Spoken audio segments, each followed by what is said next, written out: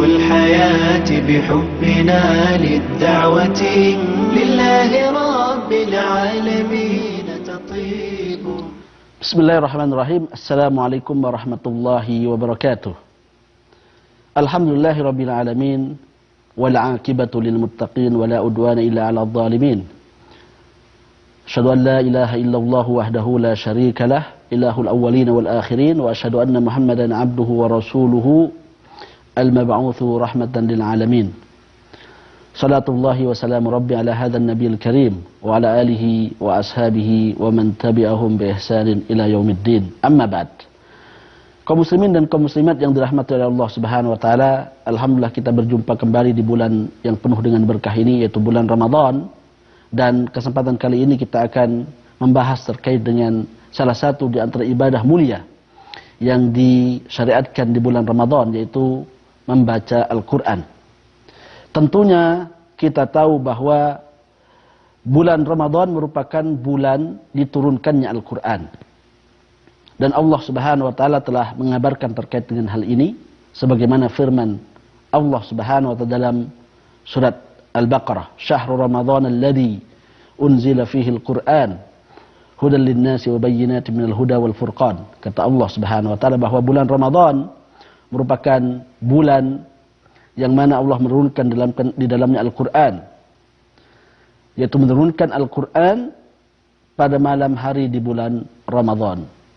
Unzila fihi al-Quran. Sebagai apa? Apa fungsi dari Al-Quran ini? Allah mengatakan hudan lin-nasi wa bayyinatin minal huda wal furqan, sebagai hidayah, sebagai petunjuk bagi manusia. Wa bayyinatin minal huda wal furqan, dan juga sebagai penjelas terkait dengan syariat Allah Subhanahu wa taala. Penjelas mana yang halal, penjelas juga mana yang haram, mana yang benar, mana yang salah, penjelas mana yang tauhid, mana yang syirik. Wal furqan, dan sebagai pembeda. Jadi Al-Quran berfungsi sebagai pembeda. Pembeda dari kebenaran dan dari keburukan, dari tauhid dan dari kesyirikan dan lain sebagainya. Inilah Al-Quran yang diturunkan oleh Allah Subhanahu wa taala di bulan Ramadan. Dan kita tahu juga bahwa bulan Ramadan disebut dengan Syahrul Quran, ya, disebut dengan Syahrul Quran. Salah satu di antara nama dari bulan Ramadan adalah Syahrul Quran, yaitu bulan Al-Quran. Maknanya adalah bahwa Allah Subhanahu wa taala menurunkan Al-Quran pada malam ini.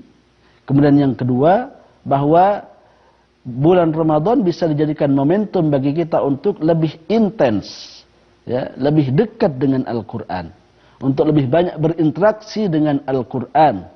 Karena bulan Ramadan adalah bulan yang identik dengan Al-Quran sebagaimana yang kita sebutkan tadi. Dan kita tahu bahwasannya Al-Quran merupakan hidayah bagi kita. Dzalikal kitabu la raiba fihi hudan lil muttaqin.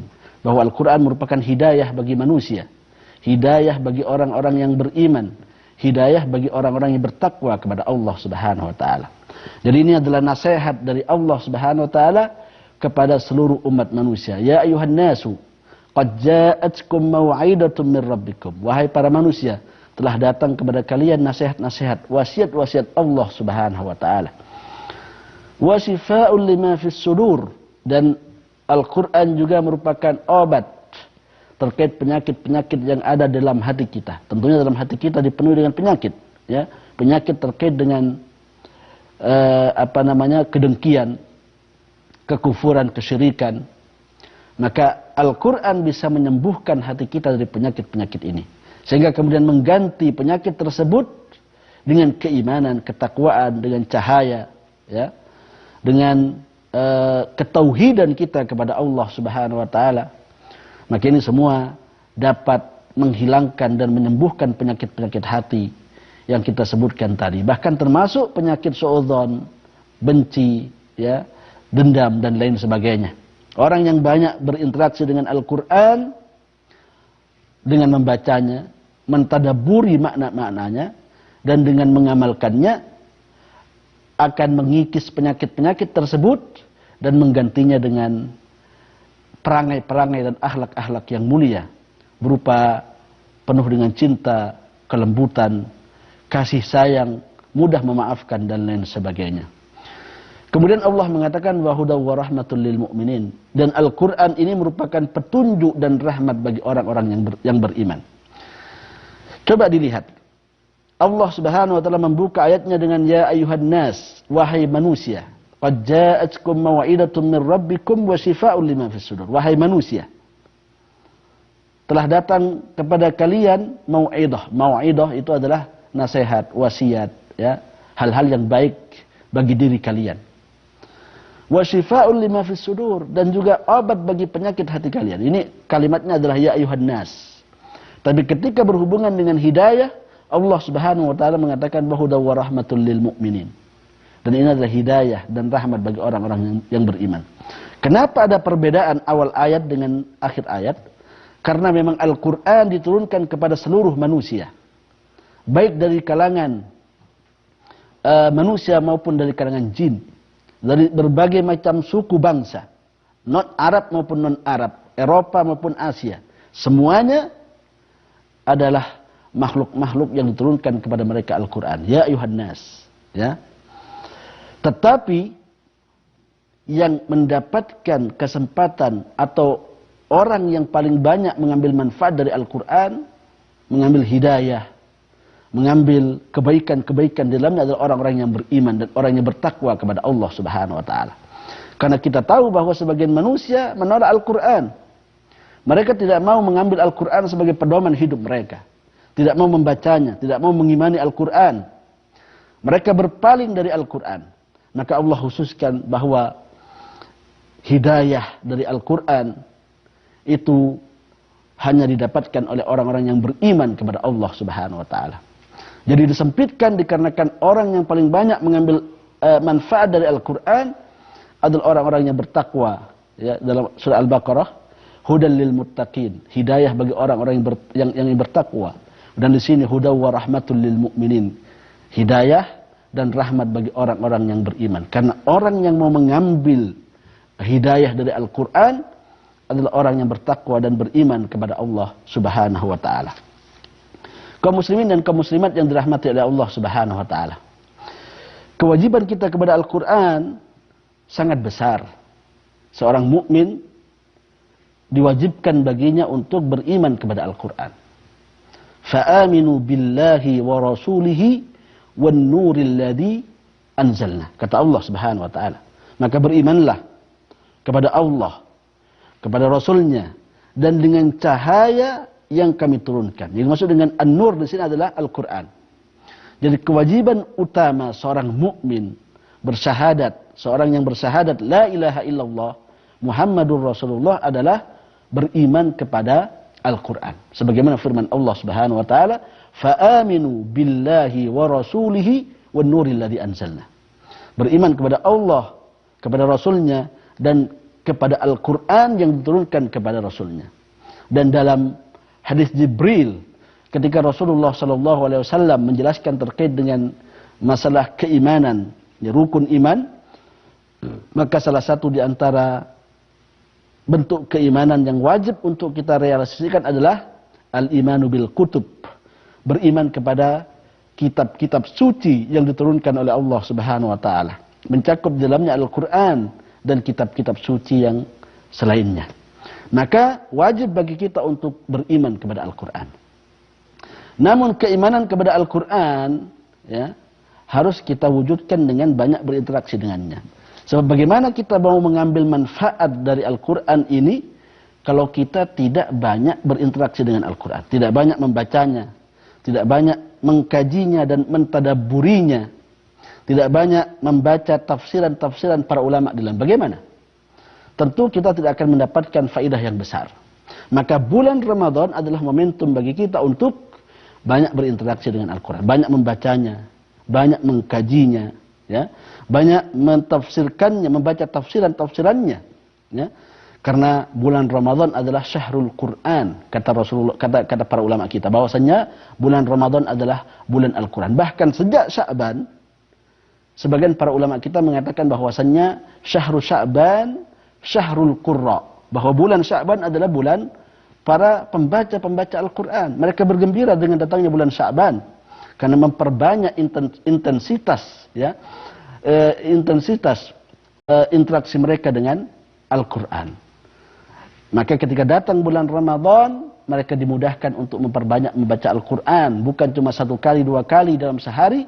Mereka bisa membaca Al-Quran berkali-kali. Bahkan sebagian dari mereka ada yang menghatamkan Al-Quran, ya, ketika di bulan Ramadan 1 hari 2 kali. Sebagaimana diriwayatkan dari Imam Syafi'i bahwa beliau menghatamkan Al-Quran dalam sehari 2 kali. Sebagaimana yang disebutkan oleh Rabi' bin Sulaiman Al-Muradi dari beliau. Ini yang masyhur dari beliau. Maka ikhwan dan akhwat yang dirahmati oleh Allah Subhanahu wa taala, membaca Al-Quran merupakan salah satu di antara kewajiban kita, ya, di antara tugas yang harus kita lakukan kepada Al-Quran. Karena dengan membacanya kita akan berinteraksi dengan Al-Quran. Ya, kita akan banyak membaca perintah-perintah Allah, nasihat-nasihat Allah. Apalagi kalau ada tadabbur dari kita, maka ini akan membawa kita kepada kebaikan yang sangat besar. Dan di antara kewajiban kita kepada Al-Quran adalah mengamalkan Al-Quran tersebut. Al-Quran diturunkan oleh Allah Subhanahu wa ta'ala, berusaha sekuat tenaga untuk memperbanyak, untuk mengamalkan, ya, apa-apa yang ada dalam Al-Quran. Dan inilah yang disebut dengan yatlunahu haqqa tilawatihi, membaca dengan sebaik-baiknya membaca. Kata para ulama kita adalah dengan mengamalkan Al-Quran dalam kehidupan kita sehari-hari. Menerjemahkan norma-norma, perintah-perintah Allah Subhanahu wa ta'ala, ya, larangan-larangan Allah Subhanahu wa ta'ala dalam kehidupan kita sehari-hari. Jadi Al-Quran bukan saja berada di atas kitab, tetapi kemudian menjadi tingkah laku kita, menjadi akhlak kita. Sebagaimana Rasulullah SAW ketika beliau disifati sebagai kana khuluquhul Quran, bahwa Rasulullah SAW tingkah lakunya dan akhlaknya adalah Al-Quran. Artinya ucapan beliau, tindak tanduk beliau, dan tingkah laku beliau seperti Al-Quran atau dalam rangka untuk mengamalkan Al-Quran. Ikhwan dan akhwat, kaum muslimin dan kaum muslimat yang dirahmati oleh Allah Subhanahu wa taala. Contoh terbesar bagi kita terkait dengan Al-Quran ini adalah Rasulullah SAW. Ketika datang bulan Ramadan, Rasulullah SAW kedatangan tamu istimewa, yaitu Jibril. Tujuan dari datangnya Jibril ini adalah untuk mengkaji Al-Quran, menyetor Al-Quran yang sudah diturunkan oleh Allah Subhanahu wa taala. Sebagaimana dalam hadis Abdullah bin Abbas, beliau mengatakan, "Kana Rasulullah SAW ajwadan nas," bahwa Rasulullah SAW adalah orang yang paling dermawan. Wa ajwadu ma yakunu fi Ramadan. Dan pada bulan Ramadan kedermawanan beliau lebih nampak lagi. Ya, beliau adalah orang yang dermawan pada hari-hari biasa. Di bulan Ramadan kedermawanan itu berlipat ganda. Kenapa? Hina yalqahu Jibril. Ketika dia berjumpa dengan Jibril, Jibril merupakan malaikat yang Allah utus. Tugasnya adalah menyampaikan wahyu kepada para nabi dan para rasul.